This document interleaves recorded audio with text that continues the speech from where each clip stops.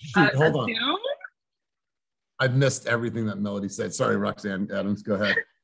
I said, can you hop on a Zoom? Because exactly what Melody just said is exactly what I wanted her to experience and feel, because her and I are going to meet together on Thursday and discuss her coming on our team.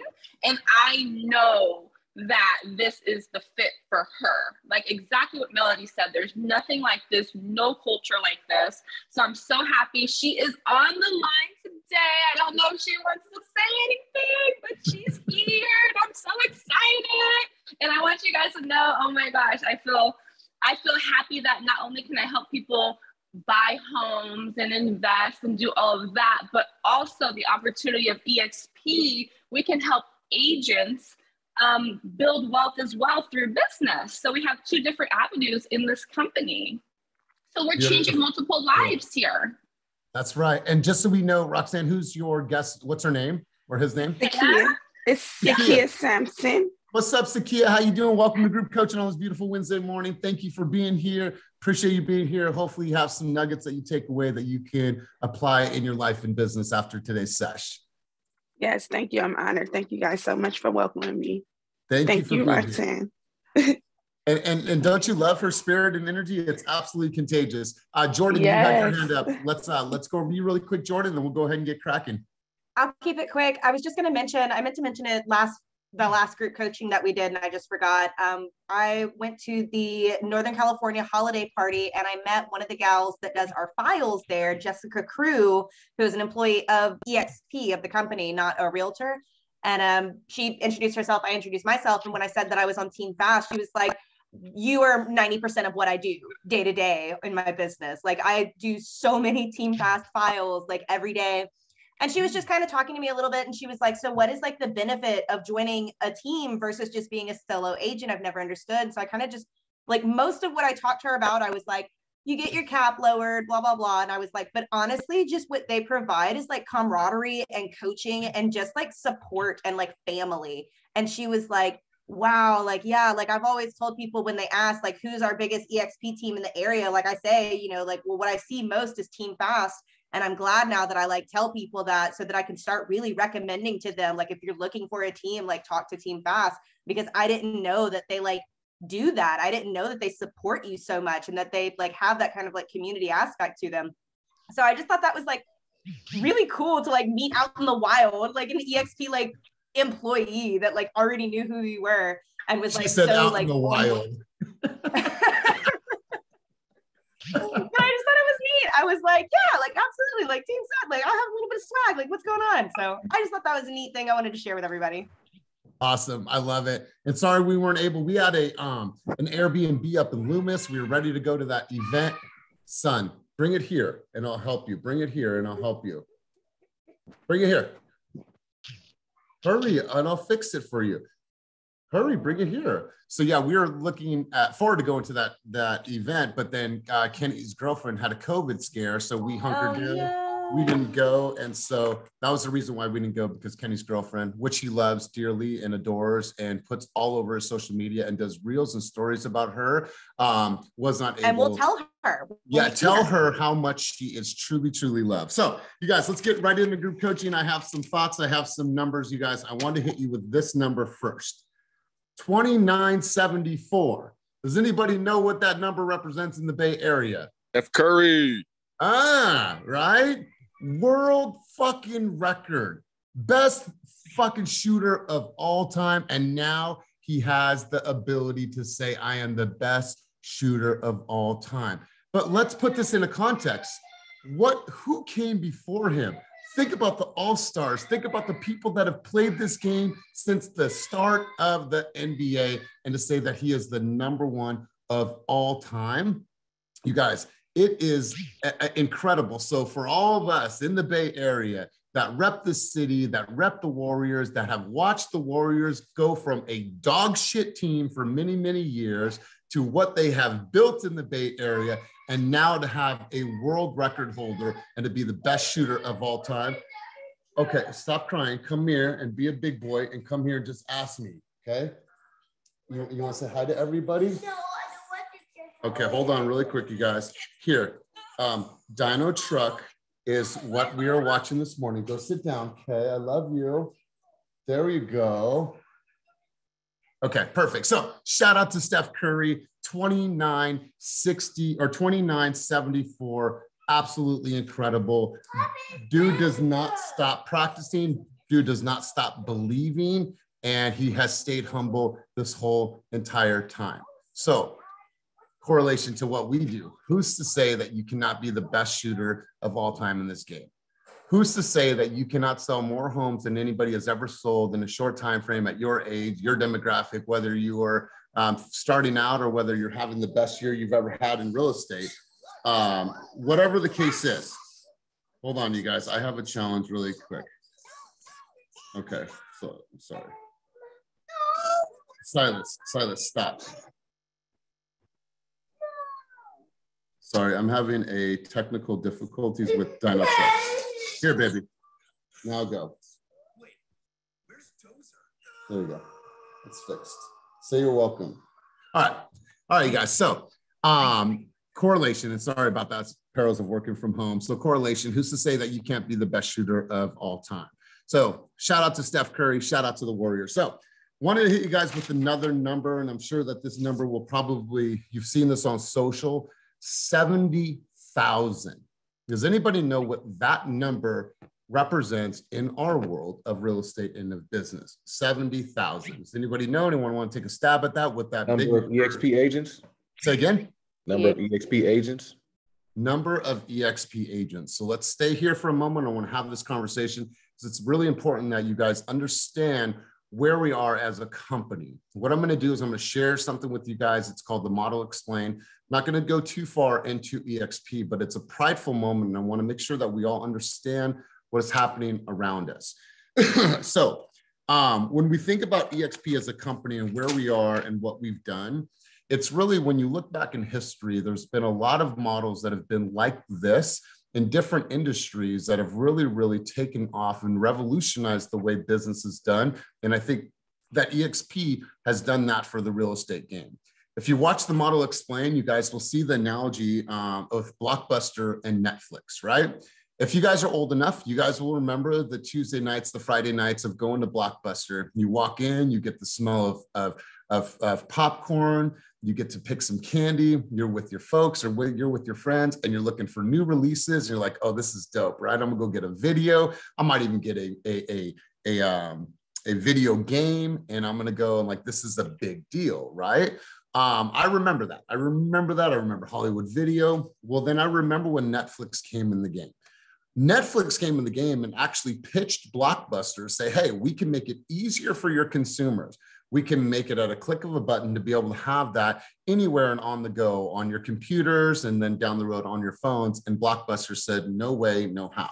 Well, Netflix said, we're going to go about it anyways. What happened to Blockbuster is that they were unable to digitalize what they were doing and kept the very, very vinyl, old school, analog way of doing business. And what happened to Blockbuster, which was a huge part of tons of our childhood growing up, they are non-existent, right? They were non-existent. And when Netflix launched, what did Blockbuster try to do? Blockbuster tried to offer an at-home service where we're going to mail you guys your DVDs, but they were too late. Look at what the retail space has happened in retail. When we think about, yeah, there is. Watch that documentary on Netflix, The Last Blockbuster on Earth. I think it's somewhere in Oregon. It's a really cool documentary. But think about the retail space, right? When we think about what Amazon did for retail, Amazon, when they first launched, were saying, okay, let's be a hub for all books, right? Well, then they became a true retailing platform. And think about the companies that went out of business. Think about the companies that weren't able to make it, and think about where Amazon is today. When we think about the traditional brokerages and we think about EXP, let's put a little bit of this in contrast. RE/MAX, it took them 20 years to hit 20,000 agents. It took KW 19 years to hit 20,000 agents. And in 4 years, we went from 1,400 agents to now surpassing 70,000 agents. We are the fastest growing brokerage in the history of brokerages. We are the one of the fastest growing companies to ever hit the scene. And so when we think about this, and the digitalization and the revolution of how business is done. Think about this from an accommodation standpoint. Think about Hilton. Hilton is 99 years old, and 99 years old, that company is valued at $18 billion. Great company, right? Great hotels. They own a lot of real estate. Well, the largest accommodation provider on earth owns 0 real estate. That's Airbnb. Airbnb in 10 years is now valued at $31 billion. $31 billion. And it took them 10 years. Look at what happened with the taxi companies when Uber and Lyft came onto the scene. Look what is happening with DoorDash and the ability to get food at an instant, right? As we move forward and as we grow in society and we think about the metaverse and what's going to happen, we think about 10 years from now that every single contract that is ever written is going to live in the blockchain. You guys, we are in a digital world. We are in a time that business has changed dramatically and there is no turning back. So when we think about the innovation of this company and where we are, you guys have the ability to really speak about something that is truly different. There's a lot of companies out there that offer tech and tools and all these things, but have they really truly created a movement in the real estate space? Have they shook up an industry that says, you know what, God damn, we need to change now because of what EXP is doing? So I want to share that information with you. 70,000 plus agents in such a short time frame. And last year, Glenn Stanford, the president of EXP, launched an initiative. It's called the 50-50 Initiative. It states that 50% of all profits for EXP will go back into the pockets of the agents. That's in the form of rev share, and that's in the form of agent equity. You guys have an ability to own this company. This isn't about franchises or small portions of the profit. If you play this game right, if you document your journey, if you allow people to see what you've done, like a Melody, like a PK, like everyone that documents their journey, you have the ability to grow and to make more money. And if you ever want to not sell real estate, well, welcome to the future, because you have an ability to start out by selling real estate, but then to be able to diversify. To truly build an asset base is how people are going to retire in this business. Because I promise you this, I will be done with real estate in the next 10 years, but I will still, my bank account will seem as if I am still working. That's my promise to myself. It's a promise to my kids. I don't want to get to the point where I'm not able to enjoy, all of my life. So want to share that with you guys. Going digital. This company has revolutionized the game. And I was thinking about this the other day. I remember going to music stores. I don't know if you guys had Tower Records up here, Warehouse Music, places like that where you go and cop CDs, tapes, things like that, right? Oh, that was the jam back in the days. All those places don't exist anymore, right? They don't exist anymore. Why? Because now we could stream music. I have a huge abundance of music on my phone now that I just can stream. So business has changed. I want to share those thoughts with you, but let's go into the market. CompUSA, yeah. Who remembers Circuit City, right? I'll date myself. Who remembers a store called Montgomery Ward's? Who remembers Sears? Who remembers buying vans for their first time ever at a store called Mervyn's? I do, right? Who remembers going to bookstores, like actual bookstores, right? There's a few of them left. Yeah, Radio Shack, right? Going in there, I'm like, okay, like it's so crazy how times have changed and changed. And times will continue to change. That's why Glenn Stanford said, let's create a world that is virtual, that's going to leverage technology, that's going to use technology in different ways, enhance the consumer experience, enhance the agent experience, allow them more money and more ways to diversify their income, right? If you talk to any financial planner, they would tell you to diversify to Sega. Yeah, I remember getting Sega. Last out of all my friends, I still had Nintendo and they're over there Sonic the Hedgehog. I'm like, wait a minute, this is dope, right? So, building an asset base is what I was trying to say. But anyways, you guys, let's talk about the local market. Let's talk about some things that we're experiencing in the local market.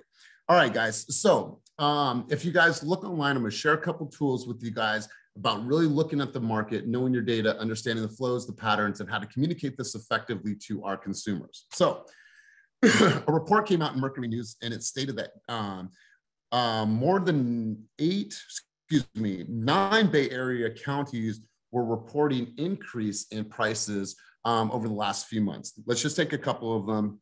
Alameda was up 20%, Napa was up 19%, Solano County up 18%, Santa Clara County up 16%, San Mateo up 11%, San Francisco up 11.6%. Now, within those markets, you're obviously going to see different trends and different increases and different patterns depending on where you are.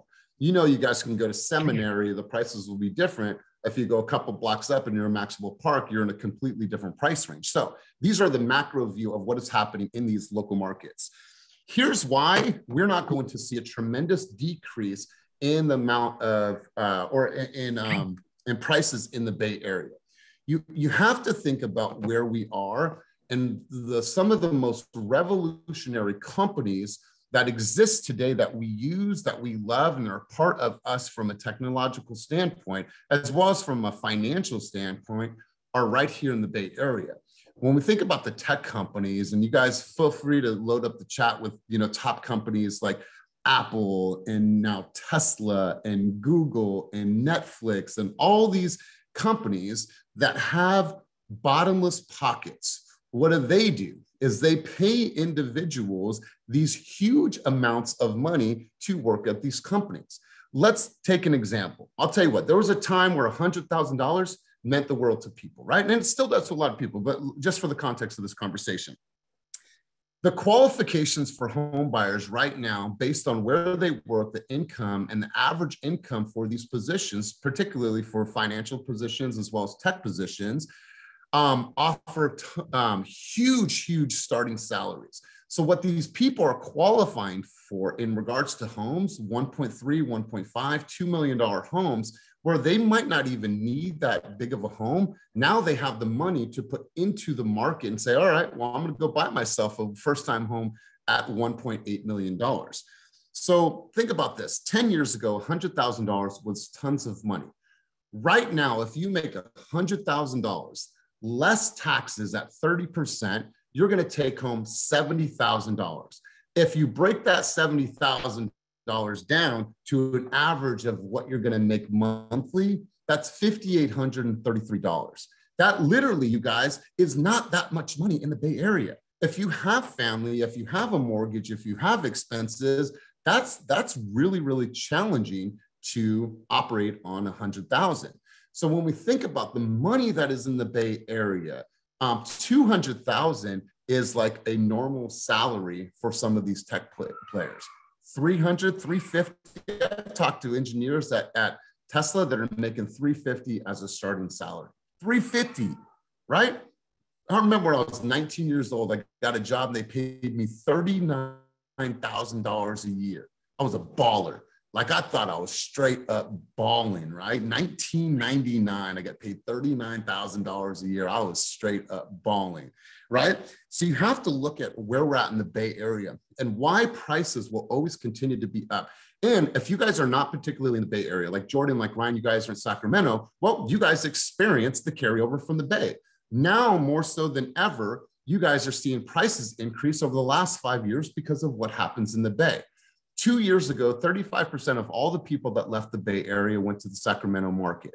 Well, the people that are living in the Sacramento market are saying, you know what? We're moving now. We're going out to Reno. We're going to Washington. We're going to Idaho. We're going to all these. What? Okay, then go get it and I'll play it for you, okay? No crying, okay? I'm on a call. So you have these abilities to look at what's happening in San Francisco Bay Area and see how that plays over everywhere. If you guys are in the Central Valley, if you guys are over the Altamont Pass, you had Mountain House. Mountain House was that first entry point over the Altamont, like, okay, this is affordable. Tracy Hills came available, which those average house prices are now up in the 700s. Then you have Tracy. Now you have Lathrop and River Islands. Then you have Manteca. Now you have Stockton. You have all these surrounding communities that are affected by what? By the Bay Area. So you have all this money that is coming eastward, westward, it's going north. You have all this money that is now being dispersed because of what's happening in the Bay Area. In our market, particularly in the Bay Area, despite the high levels of crime in the area, it is always going to be an allure to live in cities like Piedmont, like Berkeley, some of the outlying cities of Oakland, some of the, obviously Alameda, you're on your own island. No matter what, those places will always remain popular. Then when we think about these pocket markets of like Oakland, you have the Laurel, you have the Diamond, you have Maxwell Park, you have Cleveland Heights. You have all these places that are super, super popular. You have a different demographic of people that wants to live in these areas despite the high level of crime, right? So I want you to really start thinking about this business, about the area, about what's going on in a very high level, because I promise you, if you have this type of dialogue with the consumer and you're able to just flow with them, have a conversation like we're having a conversation right now on this Monday or Wednesday morning, I promise you, it's going to have people look at you as like, damn, like you really understand the market and what's going on and what's driving consumer behavior. If you understand, okay, then go get it. If you understand human behavior or consumer behavior, you're going to understand how to articulate this to your clients. So I want to share a couple things with you, and then I'm going to turn it over to you guys. So you guys can look at the newest video. It is up. I think we've talked about this. You have the weather report is up on bayeast.com. Once again, go to bayeast.com, go to community information, real estate, housing, and statistics, and hit the most recent weather report. You guys should be doing this monthly. No matter where you are in the Bay Area, you need to have some key talking points about where you are. Berkeley, Alameda, I don't care where you are. If you're in the East County corridor, if you're in the 880 corridor, if you're in Hercules, Martinez, wherever you are, be able to pull some information from here that's going to help you articulate what is happening in the market. You also have a couple of different resources. This is a free source. This is called Altos. Altos will give you accurate information on different markets in the area. Now, mind you, a lot of these numbers, they'll see some inconsistencies, but as long as you can get a general average, when you're talking to consumers, and then you want to dive in deeper by pulling your comps and getting super, super granular with the numbers on your comps. And then lastly, you have CoreLogic. CoreLogic, you can go in here and get all of your housing trends, economic trends, as well as hazard trends in particular markets. What this is going to allow you to do is this is going to allow you to look at things in a complete, okay, hold on. It's going to allow you to start looking at the market in different ways. You could go in here and say, okay, what are some of the housing trends that I'm seeing right now? I can view this and I can pull up different things about the market. I can search different areas of where I live and say, okay, what are the trends in these different markets? I can look up any stats, reports, anything like this. So what you're doing is you're becoming a, hold on, wait. You become a student of the game, you become a student of economics, and you become a student of what is going on locally as well as nationally. Once you become a student of this game and you're constantly growing, learning, reading, and filling your cup, what happens is that you feel more dynamic when you're talking to a consumer. Because I promise you this, and let's do a quick survey. How many of you have ever encountered a conversation with an engineer? Does an engineer operate just normally more analytically? They operate more analytically. If you can sit across from the room and have a conversation and get super, super analytical with somebody that needs you to be analytical, then you have an advantage, right? How many of you have ever worked with somebody that is straight out of New York? Okay, Kenneth, he's laughing because how do people in New York operate? Give me this, give me that. I don't want no bullshit, right? My family's from New York, right? My family, my grandfather was a bus driver in Brooklyn. My grandma was from Hoboken, New Jersey, right? No bullshit type of mentality, right? So you have to understand that the information that you have within, you might not use it on every single situation, but if the fact that you're armed with it, that you're armed with this information that no matter where you are, and this goes for our top producers, this goes for the people that their ink is still dry on their license. You guys have to know and understand exactly where you're going and understand the dichotomy of our economy locally as well as global or nationally, so you can really, really have great conversations with consumers.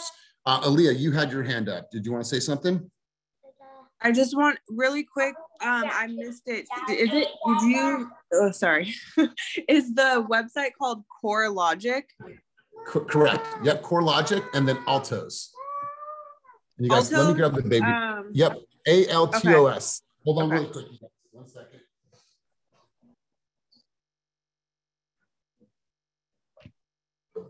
Here. You want to be on coaching? Here. Okay. So you guys, that's obviously I've been doing some reading, doing some research this morning, prepping for you guys, because like I said, I want to make sure that I'm providing my very best for you guys. So want to go around the room. And I want to get some thoughts. Hold on.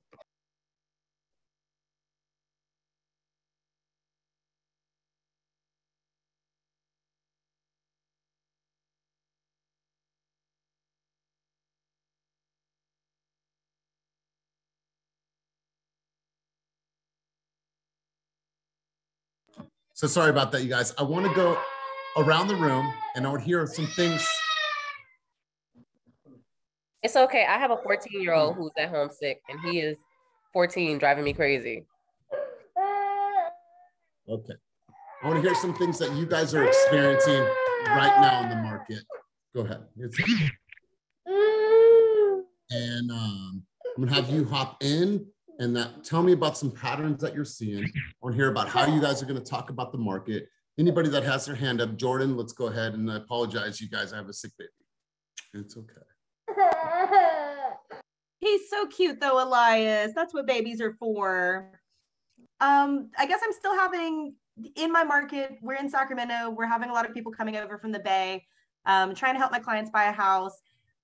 This is bananas. We have seen like so much of a surge of like cash offers in this area. And I'm a newer real estate agent, so maybe it's just been like this for a long time and I'm just not as educated as I thought I was on the subject. We were going to bid on a house this week. It was priced at 400. We were going to bid 430 and we were outbid. I called the agent, the selling agent, to like just reach out to them, communicate with them.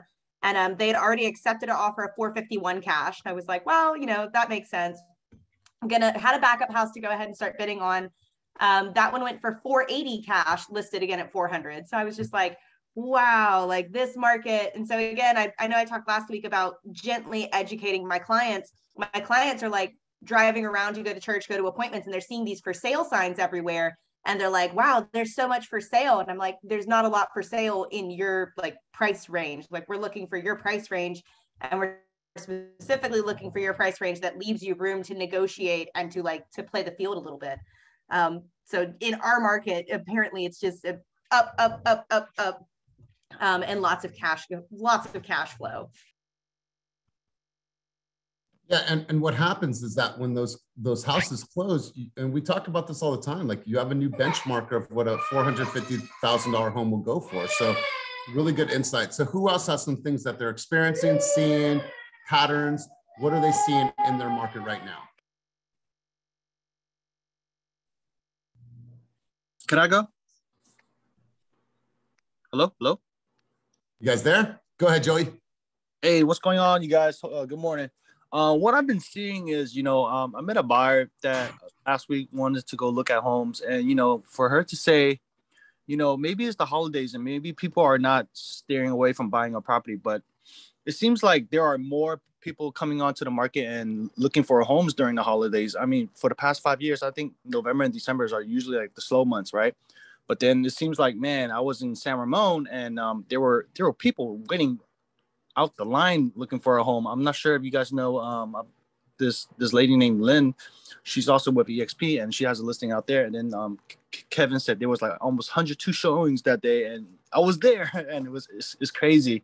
So it seems like a lot more people are purchasing instead in this holiday months.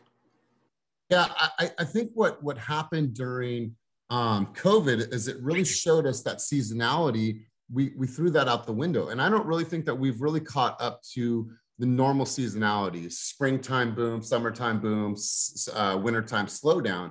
And you have different agents that are not resting on their laurels, and they're showing their clients that, hey, this is a great time to buy, and they're being more aggressive. and they're not saying, oh, well, let's just take a break into the new year and then all this inventory is going to come out. You have a new style of agent.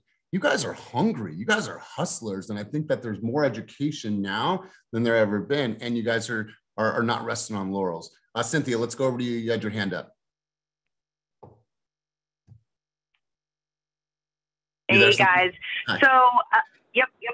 So, Brian Buffini, real estate godfather, just did his bold predictions for the year. And I definitely suggest that you go take a listen to that, no matter if you just started or you've been doing this for, over 50 years, whatever agent type you might be. It's worthwhile to listen to because the nuggets he was dropping in there, I was like, damn, I need to listen to this again so I can take notes. But basically, my biggest takeaway from it was that the reason that folks, it feels like to us, it's just as busy as it was in the summer is because there are these groups of buyers that did not get into their homes in last spring and summer season because of low inventory. They're still out there looking, plus all the folks that are coming into new jobs, coming into more money, whatever it may be. There's just so many people looking out at homes right now. And there's a huge lack of inventory because new home construction is so much more expensive nowadays than it has been in the past. So definitely go check that out. It's Brian Buffini's Bold Predictions. And I'll post it on Slack. I'll post it on the Mighty Network today, and I'll send it out to you guys as well. I love this. And sorry, I'm having a breakdown with the sick baby.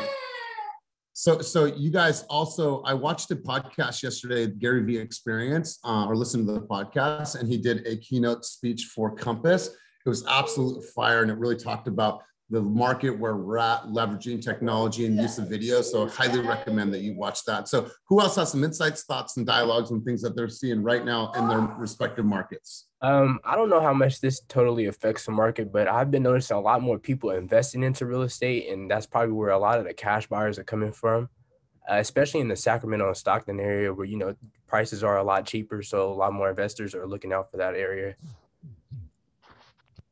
I think that's a healthy conversation to have with clients once you are out showing homes is that, hey, that we might be up against some all cash offers. So when it comes to our terms, we want to make sure that our terms are really, really strong. We want to make sure that our contingency window is as short as possible, or we've done enough research to determine that we could potentially remove the contingencies and to make sure that that communication with the lender is really, you have a good flow, you have an open dialogue, because you want to make sure that if you're up against a cash offer that you have really, really strong terms. And so, Kaleem, I think that does play a hand in it. Absolutely. And having that conversation is important. What else are you guys seeing? Hit me.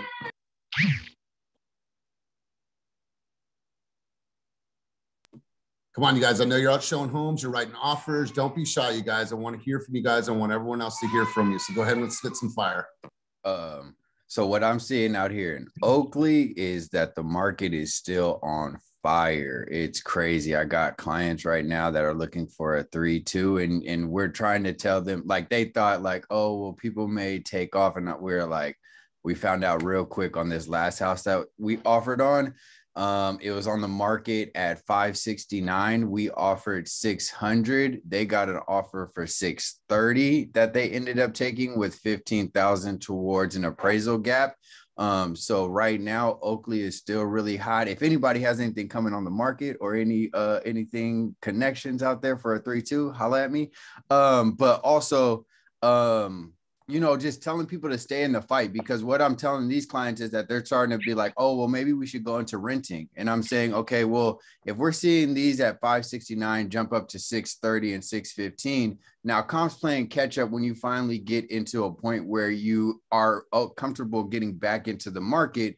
You may be priced out of Oakley. So it actually may be better for us right now to just, stick into the fight. Let me put your mouthpiece back in. Let me wipe your brow. Let me get you a little bit of oranges in your system to get back into the fight, but to stay in it at least. And let's keep looking, because next year, how do we know that where you're qualified for, you'll be able to get in at? So it's worth it to stay in the fight right now. Love that, Jeff. We'll go over to you, PK, in a second, but here's the Ethan and China story. Ethan and China were a young couple, 23, 24 years old, that were looking in Oakland. They spent $17,000 in Uber expenses the year before traveling into the city because they didn't have a car and they wanted to use public transportation. So they were priced out of Oakland, were not able to find anything. They were looking even for a 1-bedroom, weren't able to get it, super competitive. So they said, well, since we can take BART into the city, why don't we look as far out as Oakley? They ended up not asking their parents for any money. They were able to finance the home. They got the home for $460,000.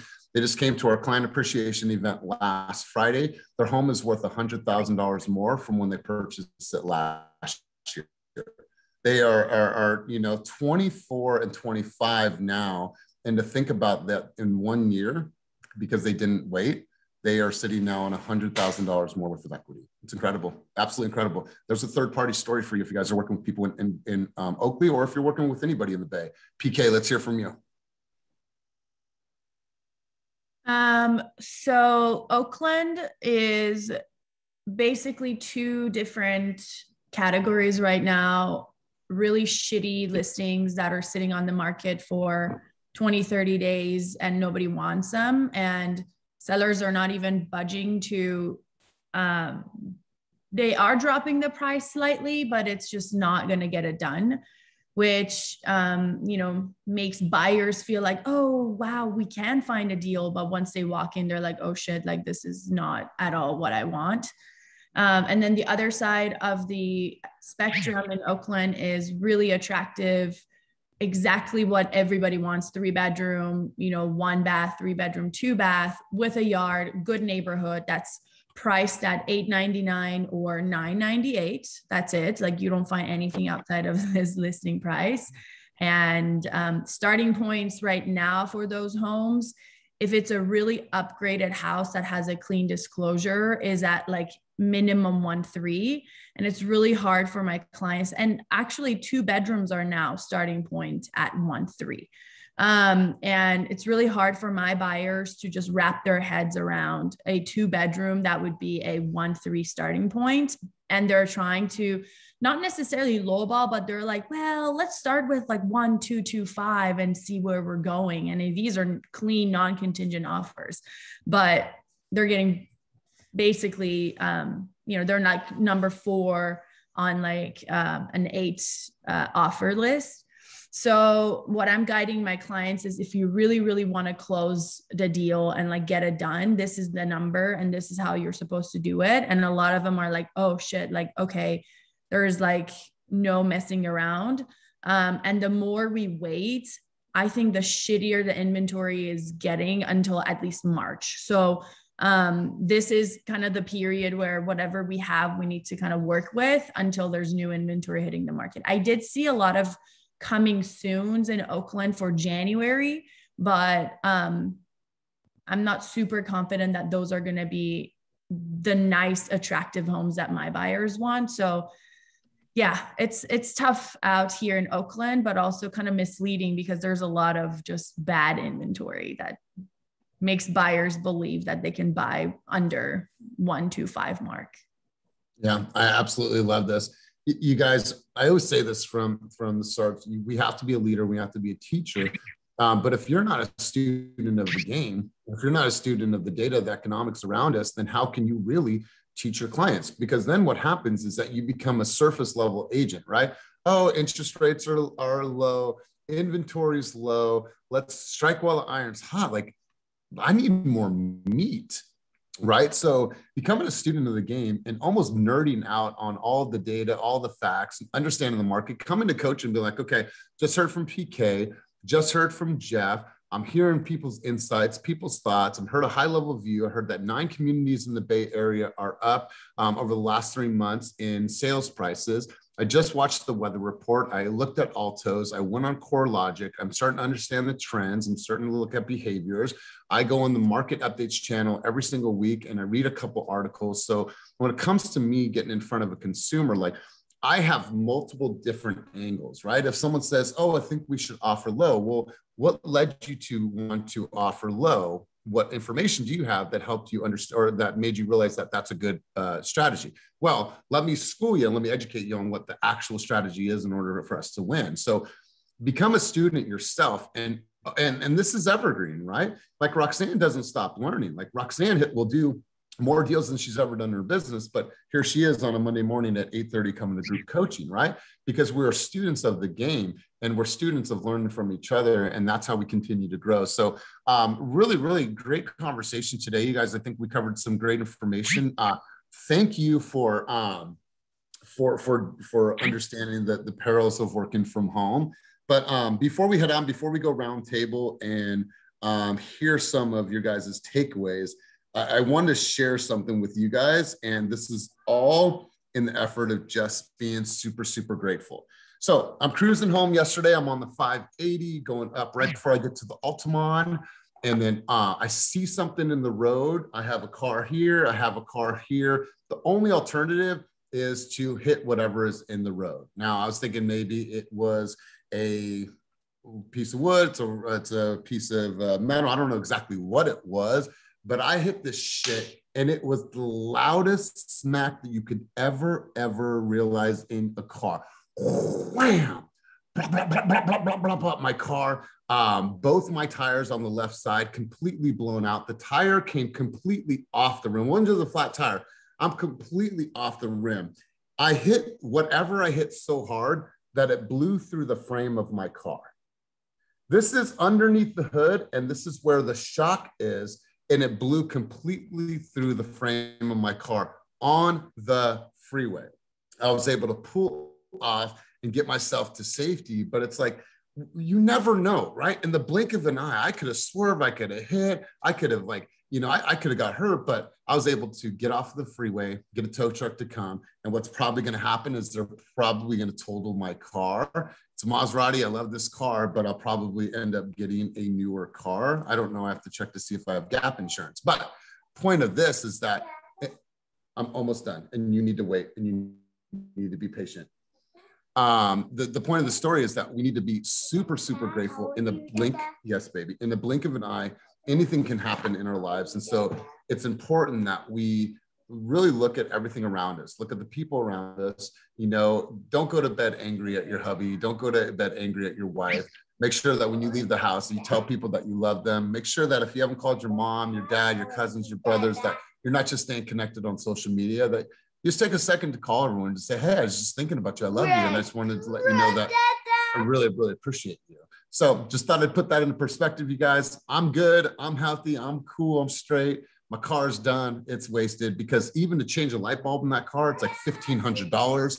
So I don't think that they're going to want to salvage that car because you can't weld the frame back together and be like, okay, let's head down the road. I think it's going to be a long lasting problem. So before we head out, you guys, we have 8 minutes left. I want to go around the room full circle and I want to ask what some of your takeaways were, whether it was the EXP information I covered, the market information, or what you heard from your brothers and sisters on the call today. So let's go over to Kenneth Brown. Kenneth Brown, takeaways from today's session. Definitely. I'm actually in the market now looking for a home in the Hayward Hills for $900. And the market, every time something comes up, it's gone in 2 or 3 days. So it's definitely competitive out here, but I'm keeping my faith and hopefully in the new year I have better luck. That's right, buddy. That's right, man. Well, let us know if you need any help with anything. Rebecca Sandoval, takeaways from today's session together. Takeaway, I loved PK's market update about the 1-2 bedrooms. I was just listening to an agent talking about how, the 1s and 2s right now, those entry level first time buying homes or like the first time buyers are having tough luck with inventory right now. And to know that they're going up to 1.2, I was like, yeah, really awesome update. Thank you, PK. Love it. Love it. And I'm seeing some stuff in the comments here below. Watching the Bay East weather report, Jeff comment and staying on the fight. Aaliyah says the market info. I love it. I love it. Linnell, let's hear from you. What were some of your key takeaways from our time together today in group coaching? Hi, everybody. Just all the intel, super important, just to know how the market is going. Also, I wanted to plug, I have a new listing. It's off market, 3-bedroom, 2-bathroom and in Oakland. Also, I am sick. I went to the office yesterday. It was freezing and now I'm like really feeling it. So yeah. The open Okay. office need a heater. All right, we do. There is a heater, but if you get there early, it's not turned on. It's the Nest on the wall. But make sure if you are feeling sick for more than a day, go and get a COVID test and just make sure that we are all good. But you guys really take the time to understand what's going on around you. There is tons of information. That's why Kenny, being the machine that he is, he's constantly loading up the market update channel so you guys can just read. Right? Whether you're at the gym, whether you're in the sauna, whether you're taking a shit, wherever you are, to spend that little bit of time to read about the market, understand what's going on around you. I know this, you guys. I know in order to have dialogue for an hour worth of coaching, and I know this is just how my mind works, I need to have 2 pages of notes, right? I need to have 2 pages, just so like a little look behind the curtain. Like I need to have 2 pages of notes. I need to have key talking points. I need to have numbers that I'm talking about. So I know some of this conversation kind of flows, but you guys, there's a design behind this. I am doing tons of reading myself to make sure that we can have some cool stuff to talk about on these calls, because I want it to stay fresh. And I want you guys to know that, hey, if I'm asking you to be a student of the game, if I'm asking you to be a student of human behavior, then I'm going to do the same for you guys. So let's go out and let's win our day. And I really thank you guys for being here once again. I'm beyond grateful. Shout out to Steph Curry, 2974. What a huge milestone. Jeff Phillips, once again, belated birthday. It was his birthday yesterday. Wishing you the happiest year ever, most successful year ever. Shout out to everybody. Thank you for all your contributions today. Thank you for our guests for being on today. Sakia, hopefully you took something out of this. So let's come full circle. Sakia, as our guest today in group coaching, what was one thing that you experienced in your time together with us? It was awesome. It was everything. Like you said, being a student, always been with them to learn and just out there. Just be ready to outleague. I was just sucking up all you guys' game. Got a lot of tips, the outsoles, and just learning the marketing and trends. And I'm just the type of person that no is never the answer. So anything that's negative, I got to flip it and make it into a positive. So this was just awesome. I love it. You guys are just everything. I'm excited to join the team and start this journey. Let's go. I love it. Well, thank you. I'll let Sakia be our parting words to take us off the field today. So you guys be grateful. Call somebody that you know today that you haven't told them that you loved them in a while. Be thankful for everything that you have and the people that you have around you. Go out and do this for me. Just win today. That's it. Peace. Have a wonderful day. Thank you guys for attending coaching.